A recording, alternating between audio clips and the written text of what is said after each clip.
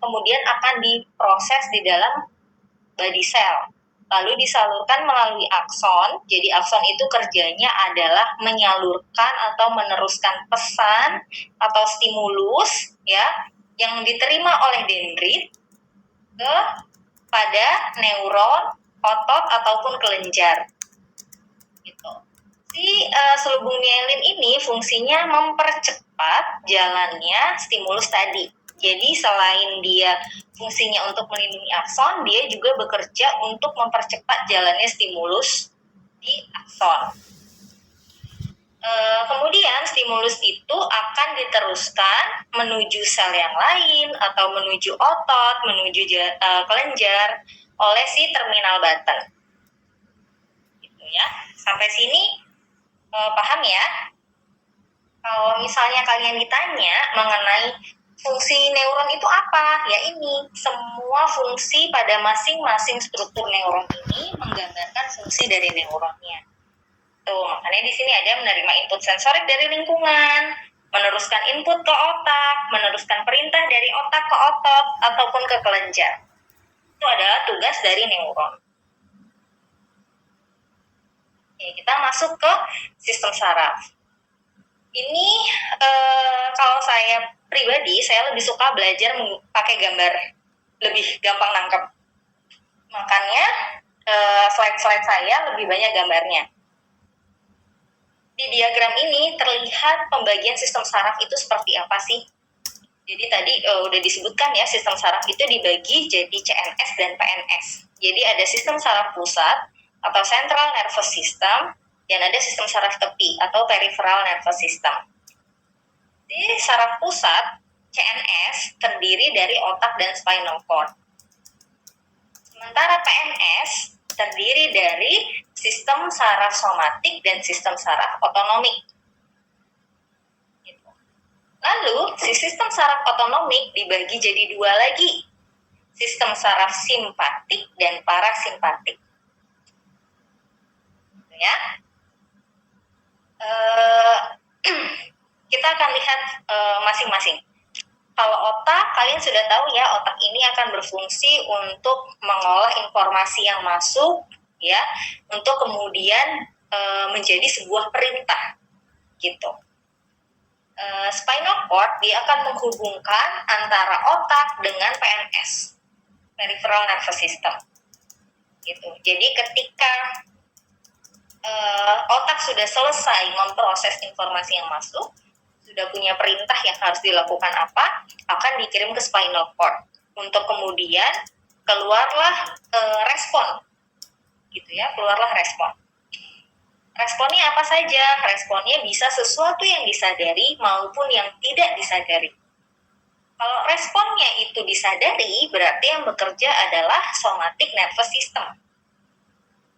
Karena somatic nervous system ini bekerja untuk mengontrol otot-otot skeletal kita. Gitu. Nah, kalau misalnya responnya sesuatu yang tidak disadari, maka yang bekerja adalah autonomic nervous system. Ya, dia akan mengontrol fungsi-fungsi tubuh yang involuntary, tidak disadari. Respon tubuh yang involuntary tadi ada dua macam. Ada yang diatur oleh sistem saraf simpatik, ada yang diatur oleh sistem saraf parasimpatik. Kalau yang simpatik cenderung untuk meningkatkan expand energi oleh tubuh. Jadi semuanya itu ditingkatkan, gitu. Sementara kalau parasimpatik itu cenderung untuk mempertahankan jumlah energi, jadi lebih calming. Contohnya, ketika misalnya kalian lagi mau ujian lisan, yang bekerja kira-kira simpatik atau parasimpatik? Yang kerja lebih banyak mana? Simpatik atau parasimpatik? Simpatik, Bu. Simpatik. Contoh respon dari simpatik nervous system itu apa aja? Memperbesar pupil mata. Oke, terus apa lagi? Gerak otot, Bu. Gerak ototnya kenapa? Berkontraksi, Bu. Gerak otot berkontraksi, kan volunter berarti. Ini kita ngomonginnya yang involunter. Mempercepat denyut jantung, Bu. Oke, denyut jantungnya meningkat jadi deg-degan. Apalagi?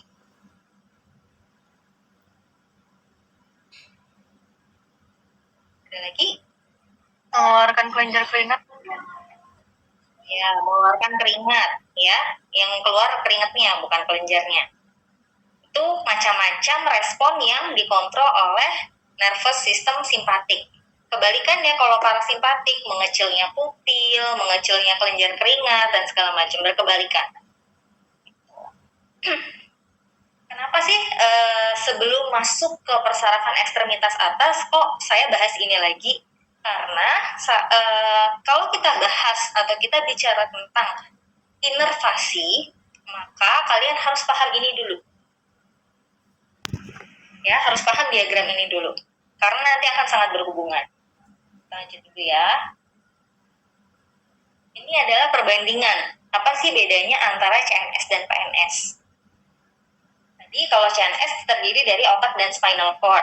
Kalau PNS terdiri dari ada reseptor sensorik, neuron sensorik, dan neuron motorik. Kalau CNS fungsinya menganalisis dan mengorganize informasi dari organ sensorik. Gitu ya. Oh, ini salah nih. Nanti saya perbaiki. Sedangkan kalau PNS itu dia akan menyalurkan atau meneruskan respon informasi yang sudah diolah oleh otak kepada sistem efektor, kelenjar maupun muscle. Gitu. Lalu perbedaan selanjutnya adalah kalau ada kerusakan. Nah, kalau ada kerusakan beda nih.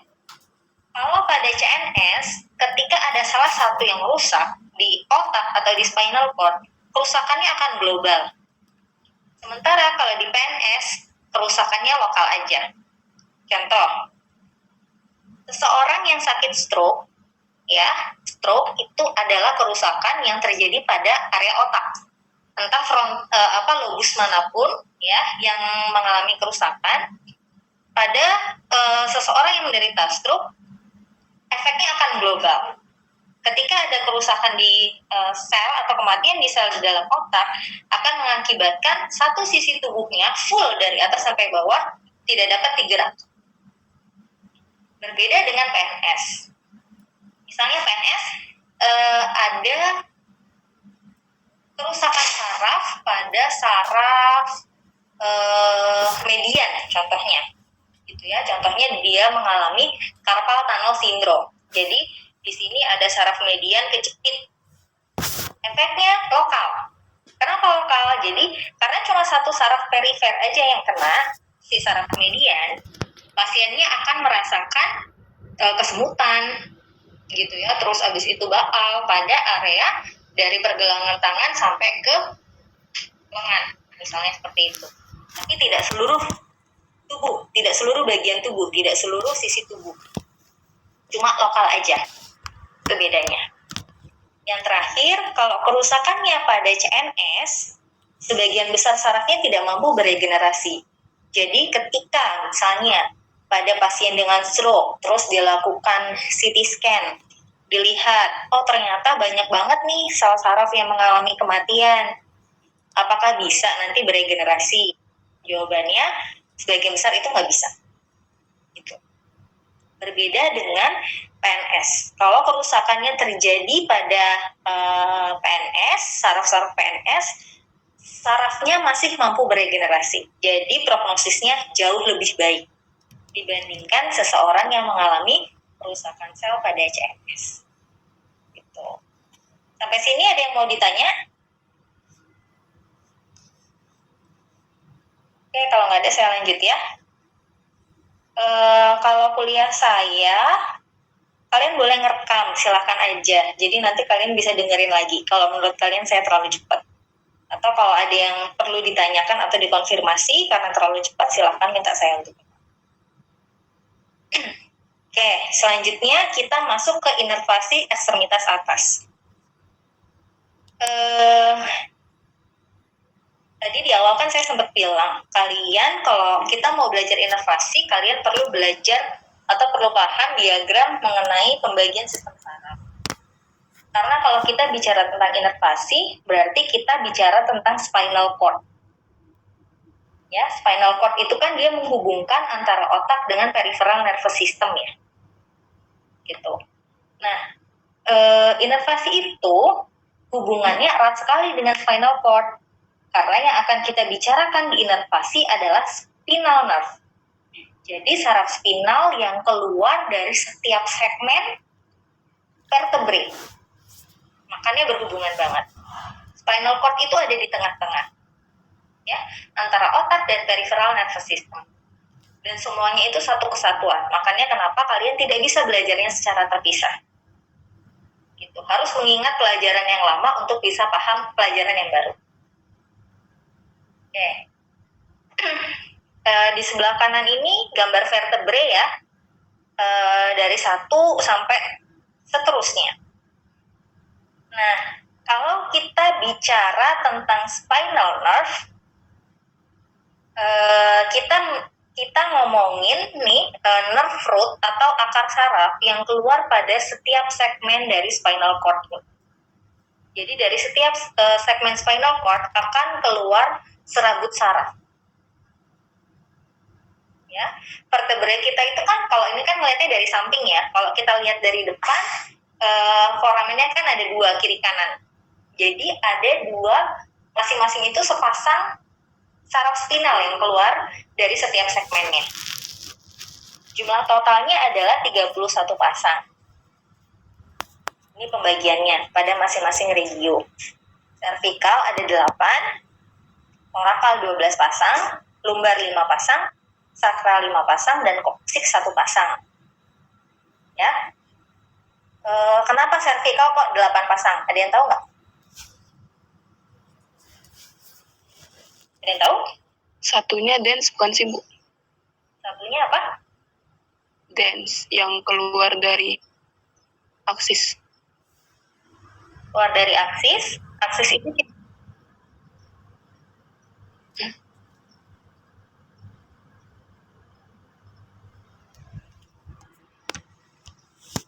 Nama, Bu?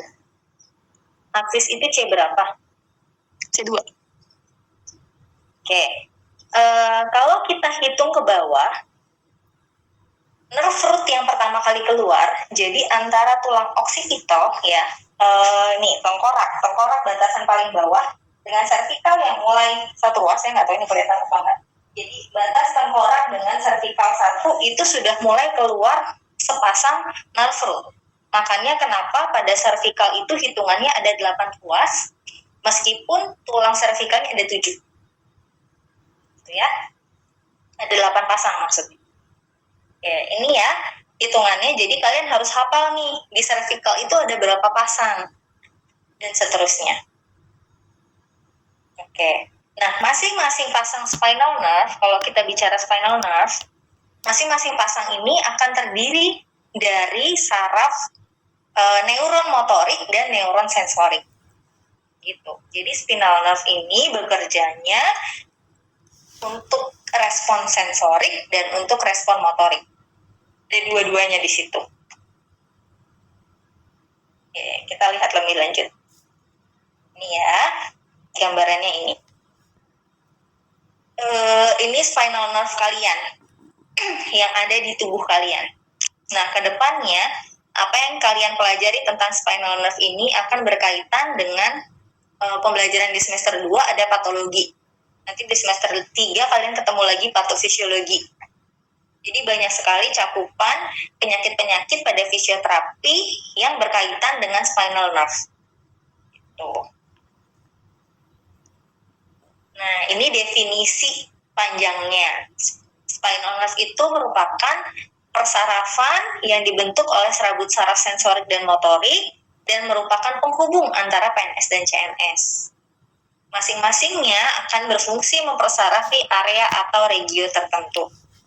Makanya disebut sebagai inervasi, karena dia akan mempersarafi regio tertentu pada tubuh. Gitu. Fungsinya apa si spinal nerve? Fungsinya dia akan menerima informasi sensorik dari PNS dan meneruskannya ke CNS. Makanya kenapa dia disebut sebagai penghubung. Setelah diteruskan ke CNS, spinal nerve akan menerima informasi motorik dari CNS dan diteruskan ke PNS. Sehingga outputnya adalah berupa respon baik secara sensorik, motorik, atau otonomik. Tuh. Nah, kalau kita bicara spinal nerve, kita akan bicara tentang plexus. Plexus itu adalah kelompok atau grup nerve, gitu ya. Ini kan ada banyak sekali nerve, dan ini bercabang terus. Nah, kelompok atau grup nerve utama di tubuh itu ada 5. Ada 5 plexus. Cervical, brachial, lumbar, sakral, dan koksigeal. Kalau kita bicara inervasi ekstremitas atas, maka yang akan kita bahas adalah nomor 1 dan 2. Cervical dan brachial. Cervical itu adalah serabut saraf yang keluar dari segmen C1 sampai C5.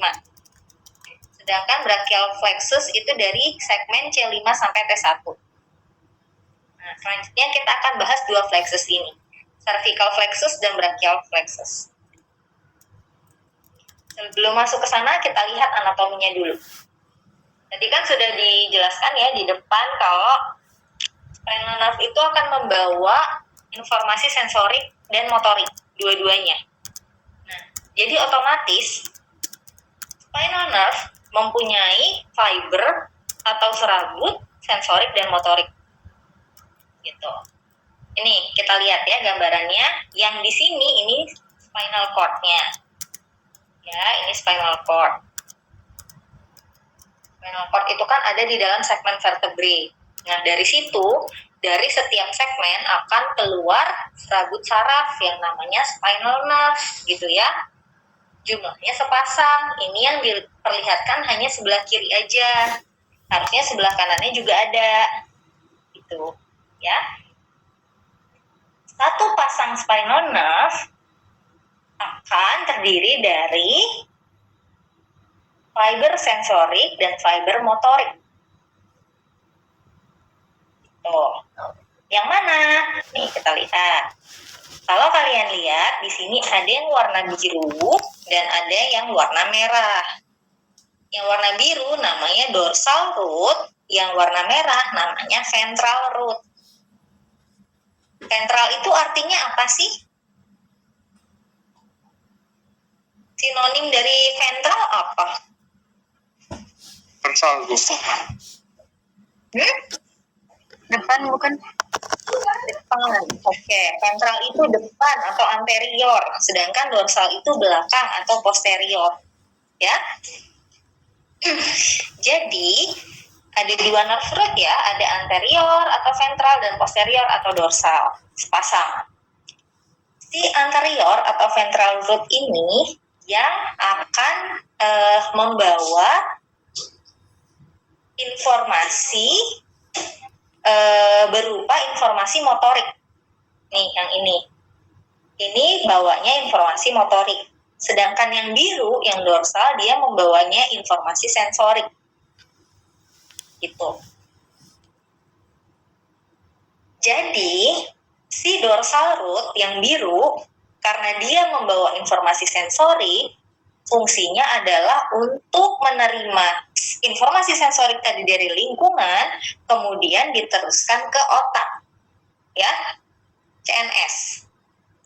Lalu si ventral root, dia fungsinya adalah untuk membawa perintah dari CNS diteruskan kepada efektor, gitu ya.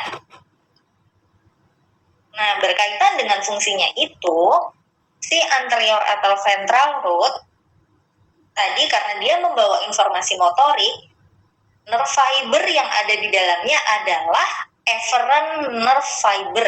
Jadi efferent nerve fiber itu adalah serabut saraf yang membawa informasi motorik untuk diteruskan kepada efektor. Efferent efektor. Gitu cara ingatnya ya. Sementara kebalikannya, kalau posterior posterior atau dorsal root berarti isinya afferent nerve fiber.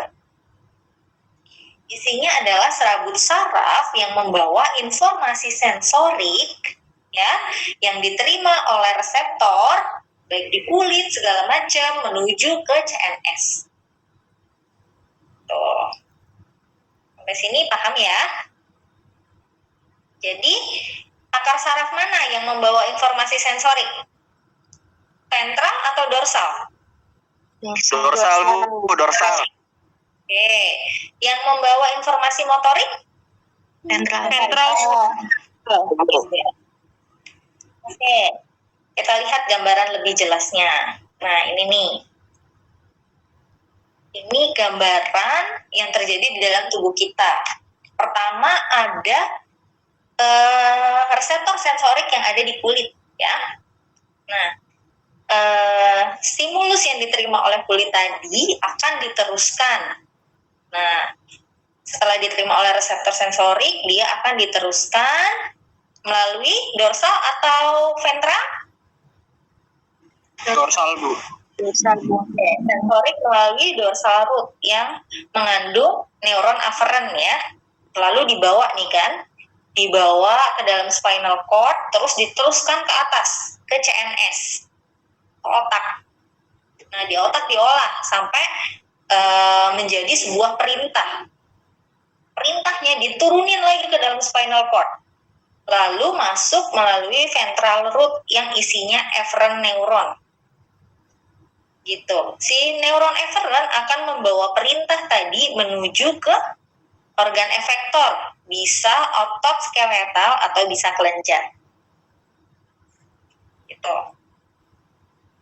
Contohnya, ketika kalian merasakan misalnya ditempelin es sama temen, ya, rasanya dingin ya di kulit, dingin.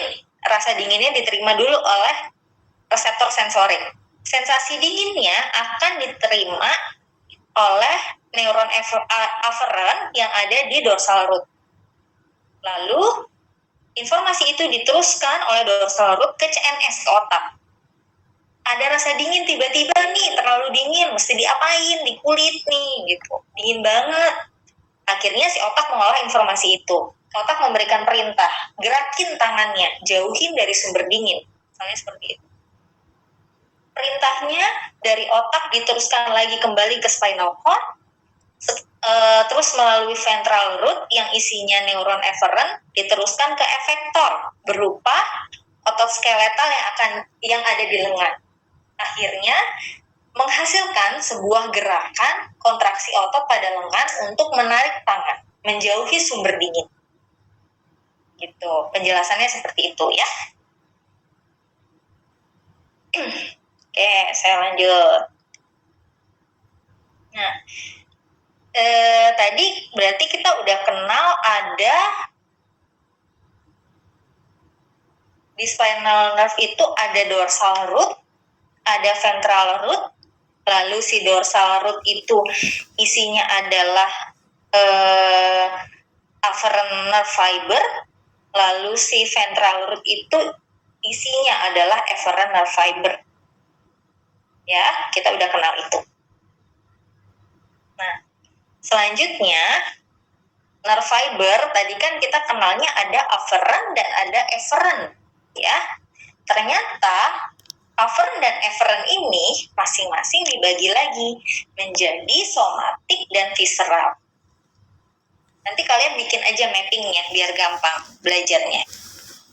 Jadi dari ada dorsal, ada ventral, ya, ada afferent, ada efferent. Lalu dari afferent dan efferent masing-masing ada somatik dan visceral. Bedanya apa? Kita lihat. Yang tabel ini dulu, yang sama-sama efferent. Tadi efferent membawa informasinya apa? Sensorik atau motorik? Motorik. Kemana? Otot atau kelenjar. Otot atau kelenjar Bu. Oke, otot atau kelenjar. Ada dua ya. Nah, intinya gini. Kalau kita bicara somatik, berarti kita bicara respon yang disadari. Ya, makanya si somatic efferent akan membawa informasi motoriknya ke otot skeletal. Gitu. Sementara si visceral efferent dia ini akan membawa informasi motoriknya ke organ yang jadi efektornya adalah kelenjar. Gitu. Ya, dia yang menyuplai organ, sifatnya otonomik jadinya. Nah, si visceral efferent ini yang kemudian bercabang menjadi simpatik dan parasimpatik. Tadi di awal ya, udah lihat ya. Gitu. Sekarang kita yang ke afferent. Somatic afferent, ya tadi kan dua-duanya sama-sama membawa informasi sensorik karena afferent, ya. Si somatic afferent fungsinya adalah membawa informasi sensorik dari kulit dan otot menuju ke spinal cord. Jadi tadi yang membawa dari kulit, terus masuk ke dorsal root, terus habis itu ke spinal cord, terus habis itu ke otak. Nah, ini somatic afferent. Sedangkan si visceral afferent fungsinya adalah membawa informasi sensorik melalui dorsal root menuju ke spinal cord. Itu ya.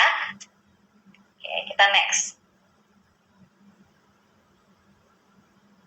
Nah, sekarang kita masuk ke inervasi. Bicara tentang inervasi, karena spinal nerve ini mengandung sel-sel saraf yang terdiri bukan sel, serabut ya. Serabut saraf yang membawa informasi sensorik dan motorik, maka kita kenal namanya ada dermatom dan ada miotom. Dermatom itu adalah inervasi serabut saraf yang serabut saraf sensorik. Jadi inervasinya adalah ke area kulit pada regio tertentu berdasarkan segmen spinal cord-nya. Sedangkan kalau kita bicara miotom itu inervasi pada motoriknya. Jadi ke otot. Gitu. Ya.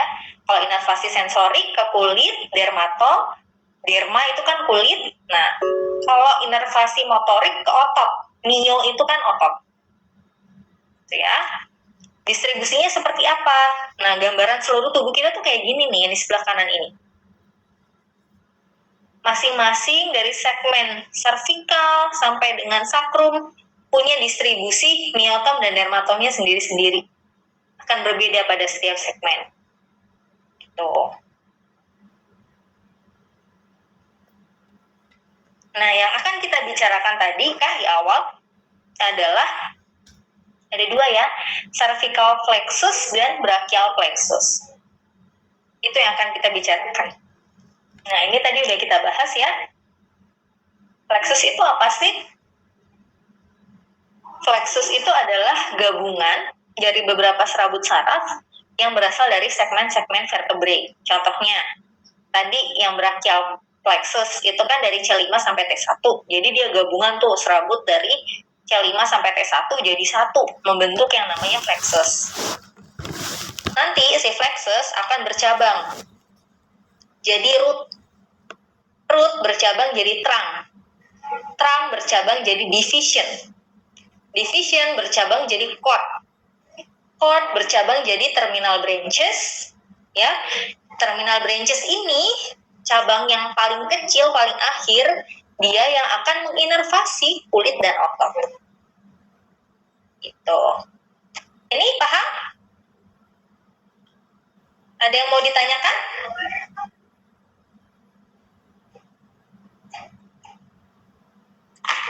Nggak ada? Udah jelas ya berarti ya?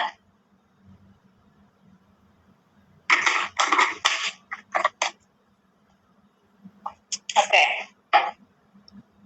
Kalau sudah jelas, saya masuk ke plexus yang pertama. Cervical plexus. Pusing lihat gambarnya. Kita bahas satu-satu ya. Tadi kan kita belajar bahwa ada plexus, ada root, ada trunk, ada division, cord, dan terminal branches terakhir. Nah, nanti dalam melihat plexus, kita akan kurang lebih melihat ini. Gitu. Intinya adalah gini, kalian paham kenapa sih kok sampai otot ini bisa diinervasi oleh spinal nerve dari C4 misalnya kayak gitu. Peruntukannya dari mana? Nah, anatomisnya itu ini gambaran anatomisnya. Ya, cervical plexus tadi kan gabungan dari beberapa segmen saraf ya, kalau plexus ya.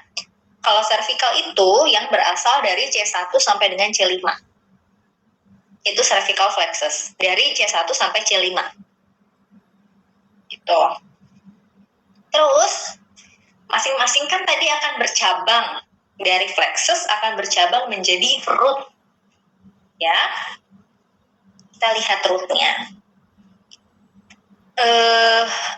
Untuk dua pembahasan ekstremitas atas ini kita akan lebih banyak membahas sebenarnya yang brachial plexus. Kenapa? Karena brachial plexus itu merupakan plexus terbesar yang mempersarafi tubuh bagian atas. Kepala sama ekstremitas atas itu brachial plexus lebih banyaknya kalau dibanding dengan cervical. Gitu ya. Jadi nanti mungkin pembahasannya akan lebih panjang di brachialnya dibandingkan yang cervical. Kita lihat dulu yang cervical. Tadi cervical plexus terdiri dari serabut saraf yang keluar dari segmen C1 sampai dengan C5. Ya. Dari C3, C4, dan C5, kalau kalian lihat ini ada satu garis lurus ke bawah membentuk yang namanya phrenic nerve. Ini root pertama, phrenic nerve. Ya. Lalu, kalau kita lihat lagi, dari C2 dan C3, ini membentuk loop ya, terus bareng-bareng dengan C1, jadi C1, C2, C3, akan membentuk yang namanya ansa cervicalis nerve. Ada dua ya. Gitu.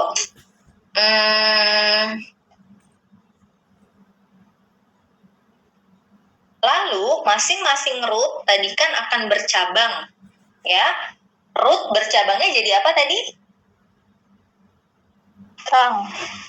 Oke, jadi trunk ya. Nih, kita lihat. Tadi sudah ada phrenic nerve, lalu ada ansa cervicalis nerve. Rootnya. Sekarang kita lihat trunk.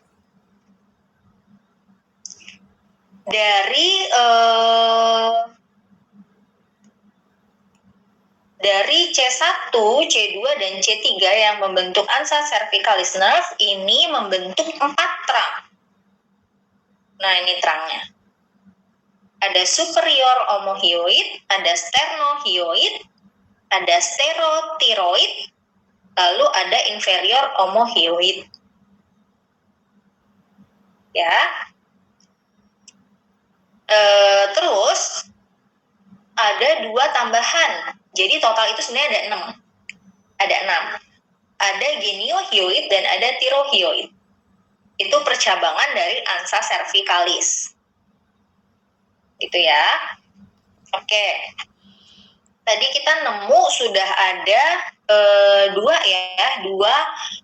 root, phrenic nerve dan ansa cervicalis nerve. Ansa cervicalis nerve bercabang lagi jadi 6. Oke. Lalu sekarang kita lihat. Ini. Si C2 dan C3, segmen C2 dan C3 ini akan membentuk C2 dan C3-nya aja ya, tanpa C1. Tadi kalau C1 sampai C3 dia ngebentuknya ansa cervicalis. Kalau C2 dan C3 dia akan membentuk yang namanya supraclavicular nerve. Ya, akan membentuk yang namanya supraclavicular nerve. Gitu. Supraclavicular nerve ini bercabang lagi menjadi aurikular dan occipital. Bercabang lagi jadi 2. Gitu. Terus si aurikular dan occipital ini bergabung untuk membentuk namanya transverse cervical nerve. Gitu. Nanti kita lihat lebih lanjut. Nah, cervical plexus ini dia bersinggungan juga nih dengan cranial nerve, terutama cranial nerve yang ke-12 dan cranial nerve yang ke-11. Sebenarnya cranial nerve ini bukan bagian dari cervical plexus, cuma karena distribusinya itu bersinggungan, makanya mereka tuh cenderung berdekatan gitu. Jadi secara anatomis ada gambarannya karena lokasinya sama-sama di cervical gitu kan. Kalau yang 12 ini apa? Nerve apa? Ingat nggak? Mereka waktu ujian disuruh nyebutin 5 tuh. Pak ya, kalau 12 itu glosopharyngeal. Kalau 11 itu aksesori. Glosopharyngeal ini tuh yang mempersarafi lidah. Ya, otot-otot di lidah itu yang mempersarafi si cranial nerve 12, glosopharyngeal. Nah, kalau misalnya yang cranial nerve 11 ini dia yang mempersarafi leher untuk ngegerakin leher rotasi. Tuh. Oke, nah tadi kan ada banyak nih ya, yang apalagi yang ansa cervicalis nih. Banyak banget kan cabang-cabangnya, ada omohyoid, sternohyoid, segala macem yang oid lah belakangnya. Kita lihat itu sebenarnya apa sih? Nah, sebenarnya otot-otot itu merupakan satu gabungan. Namanya, kalau saya nggak salah, inverhyoid. Jadi lokasinya itu ada di dekat tulang hyoid. Tulang hyoid itu ada di sini ya, di pangkal lidah. Setelah lidah, nah itu tulang hyoid. Nah, mereka ini kerjasama, si infrahyoid ini semuanya kerjasama dalam proses menelan. Nah, kira-kira letaknya ada di sini. Gitu. Saya sih nggak akan kayak nanyain tiroid di mana, omohyoid di mana, sternohyoid di mana, enggak. Yang penting kalian tahu fungsinya. Fungsinya adalah membantu kita dalam proses menelan, gitu. Oke, kita next ya. Nah, ini yang tadi. Ini ya, 6 persarafan yang tadi kita temuin. Gitu. Si laser occipital sama greater auricular ini tadi yang ini nih. Nih yang disingkat nih. Greater auricular sama laser occipital yang ada di sini. Tuh. Kalau cervical plexus ini inti pentingnya adalah kalian harus ingat percabangan sensorik dan motoriknya. Jadi dermatom dan myotomnya itu kemana gitu. Kalau kita bicara dermatom, ini adalah area yang dipersarafi oleh cervical plexus. Jadi dari area wajah sampai dengan leher. Ya, sampai dengan leher itu masuk ke areanya cervical plexus. Kalau kita bicara myotomnya, fungsi motorik, ini adalah beberapa otot-otot yang dipersarafi oleh cervical plexus. Jadi ada sternocleidomastoideus, prevertebra, dan levator scapula. Distribusinya ke area sana. Jadi masih ada di area leher. Ya, SCM kan dari sini sampai ke levator scapula. Jadi sampai sini doang. Nanti kalau dari batasan bahu sampai ke lengan itu udah masuk ke brachial plexus gitu. Jadi udah beda plexus. Dari 6 inervasi tadi, yang paling penting yang harus diingat nih. Saya tidak mengharuskan kalian ingat semuanya ya. Yang paling penting ada 2. Supraclavicular nerve dari C3 C4, dia itu mempersarafi area neck, leher, dan upper shoulder. Jadi bahu tapi yang bagian atas nih masih di sini. Gitu. Terus ansa cervicalis ini otot infrahyoid yang tadi fungsinya untuk membantu menelan. Terus phrenic nerve dari C3 sampai C5 fungsinya adalah mempersarafi di bagian diafragma. Jadi kenapa diafragma kita masih bisa berfungsi, terus perikardium jantung masih bisa berfungsi karena ada phrenic nerve. Gitu. Ya, supraclavicular C3 C4 berarti ada 3 ya yang perlu dihafal ya. Supraclavicular nerve C3 C4, neck dan shoulder, Lalu ansa cervicalis tadi dari C1 sampai dengan C3 mempersarafi otot infrahyoid yang membantu untuk menelan. Phrenic nerve dari C3 sampai C5 mempersarafi diafragma, pleura, dan perikardium jantung. Tuh. Oke, next kita akan masuk ke dalam brachial plexus. Gambarnya pecah ya. Nah, sama seperti tadi ya yang cervical. Jadi ada roots, ada trunk, division, dan ada cord. Lalu ada terminal branches yang menuju ke skeletal muscle dan ke kulit. Kalau kita bicara brachial plexus, dia merupakan gabungan dari segmen saraf yang berasal dari C5 sampai T1. Ya, kalau tadi kan cervical dari C1 sampai C5, brachial dari C5 sampai T1. Nah, rootnya dia punya 5 root nih, ada 5 root. Dari C5, C6, C7, C8, dan T1. Jumlahnya ada 5. Trunknya ada 3. Ada upper, middle, dan lower. Segmen C5 dan C6 bergabung membentuk trunk upper.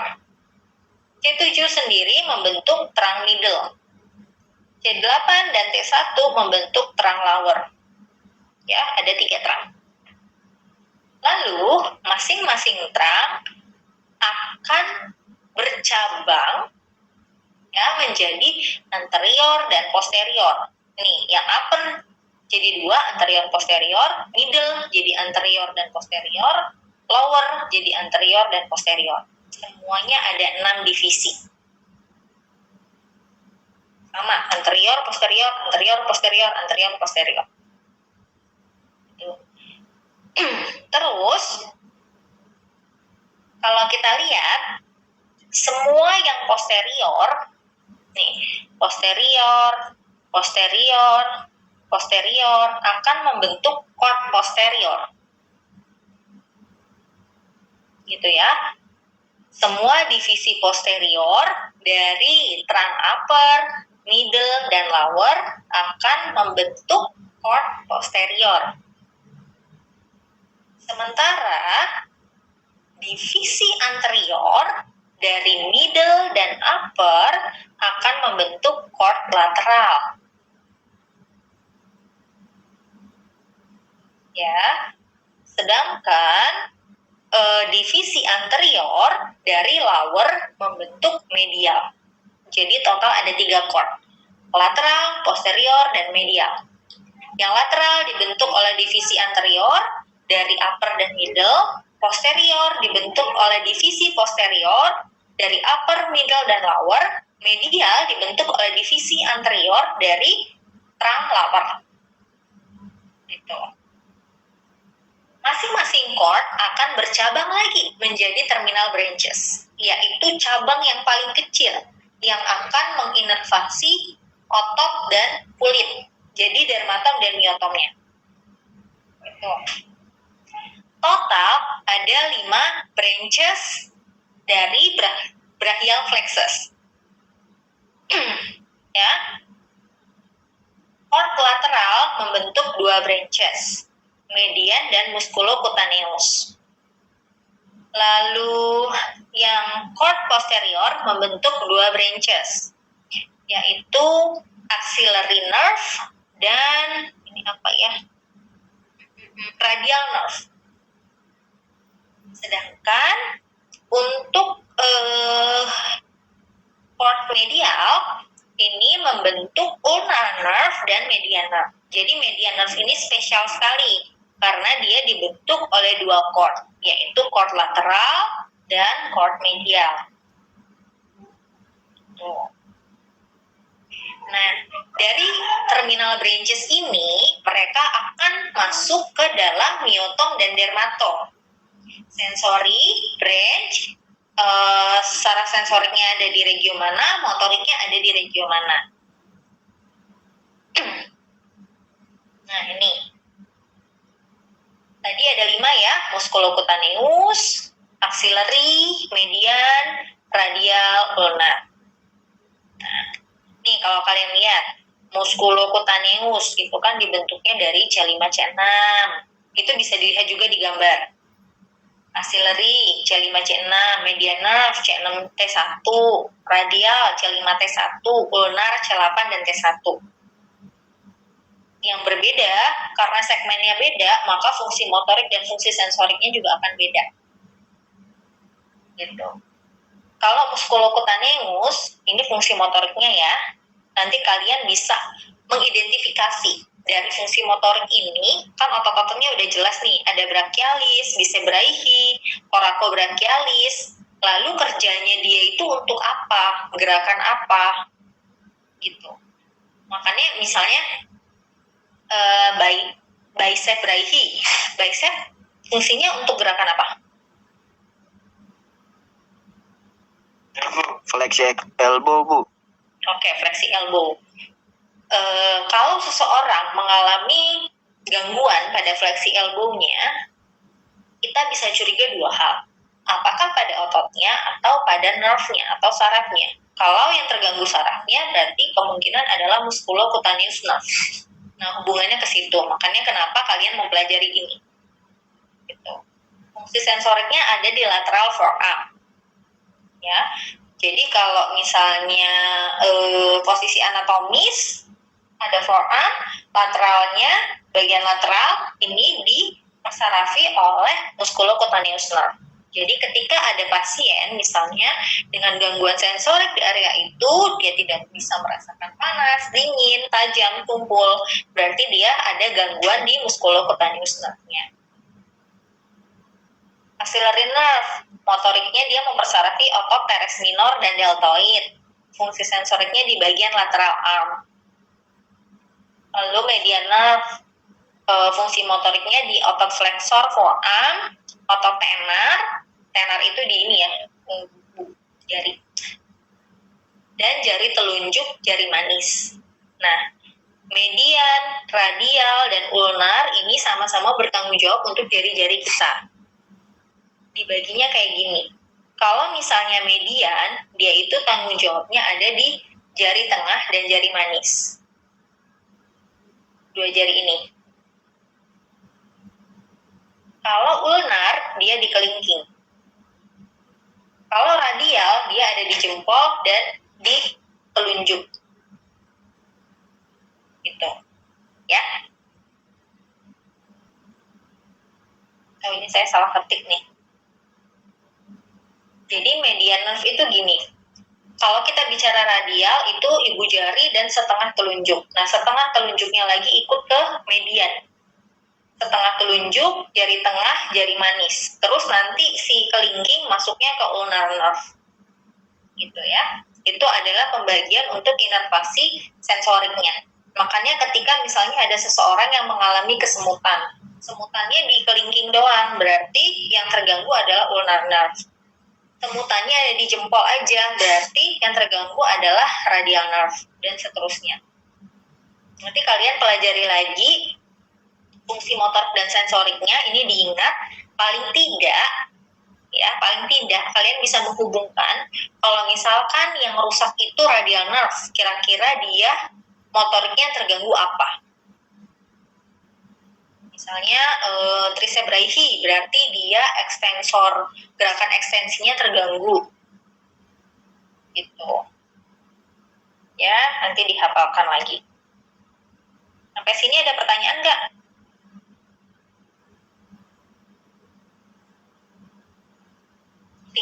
Pasti ya. Nanti didengarkan lagi rekamannya, kalian dengarkan lagi.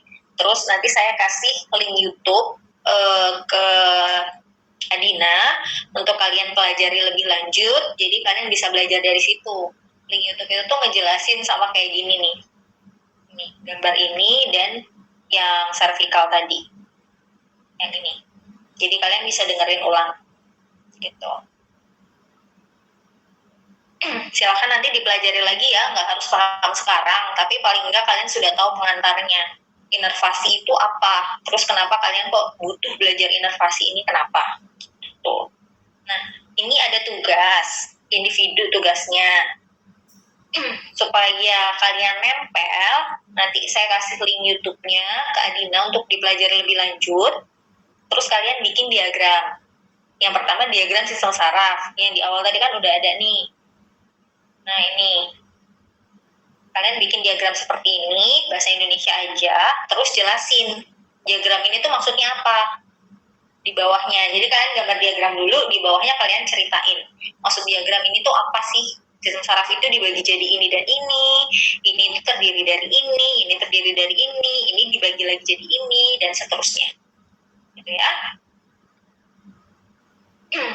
Itu.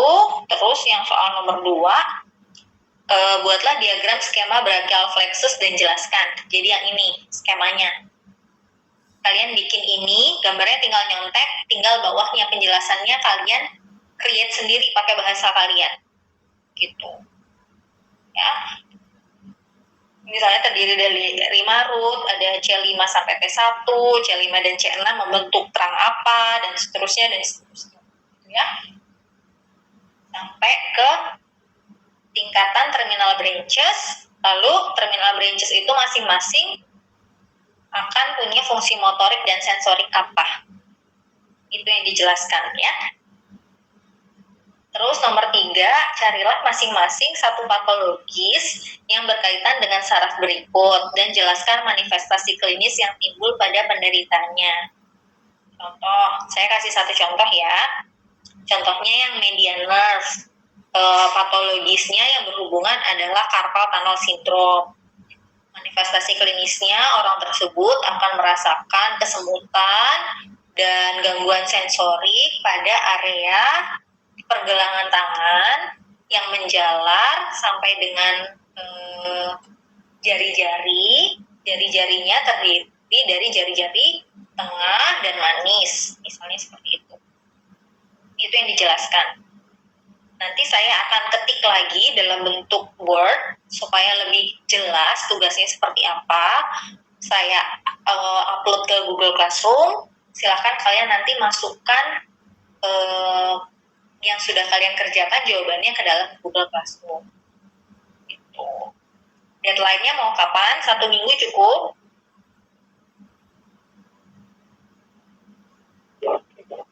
Cukup, Bu.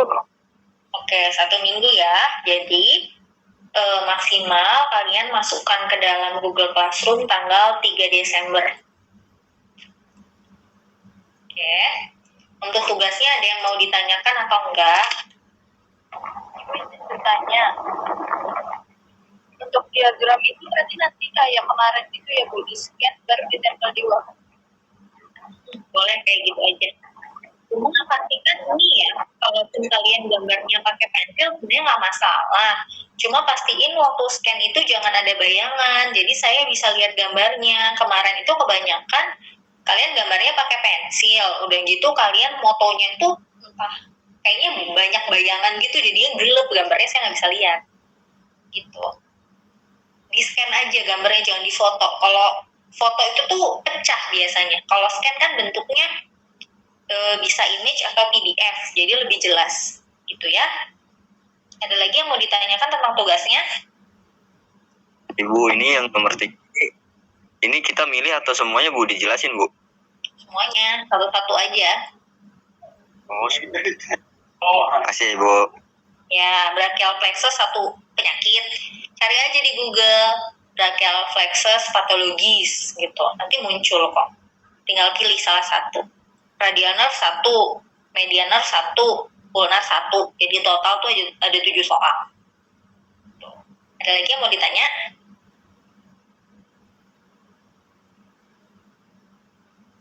Ada, sudah cukup jelas ya? Oke, kalau sudah cukup jelas, nanti PowerPoint-nya sekalian saya masukkan ke Google Classroom. Ya, kalau saya lupa, misalnya sampai besok saya belum upload materi dan tugasnya, Adina tolong ingetin saya ya, nanti WA aja. Iya Bu. Ya, Oke, kalau sudah cukup jelas, terima kasih semuanya. Semoga yang kita pelajari hari ini bermanfaat. Meskipun masih bingung-bingung, pasti pusing dengan penjelasan saya yang ngebut kayak kereta api. Silahkan nanti kalian pelajari lebih lanjut, baca lagi PPT-nya, dengarkan lagi rekaman, terus dengarkan lagi dari YouTube yang akan saya kirim linknya. Kalau misalnya belum paham, tanya ke teman. Kalau temennya juga nggak paham, boleh tanya ke saya. Ya, terima kasih semuanya. Selamat sore.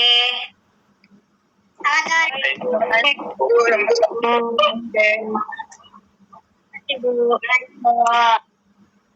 Yorobun, ada yang ngerekam nggak?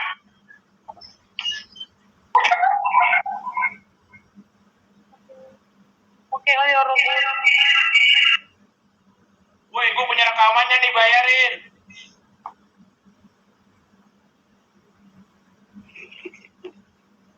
Udah keluar.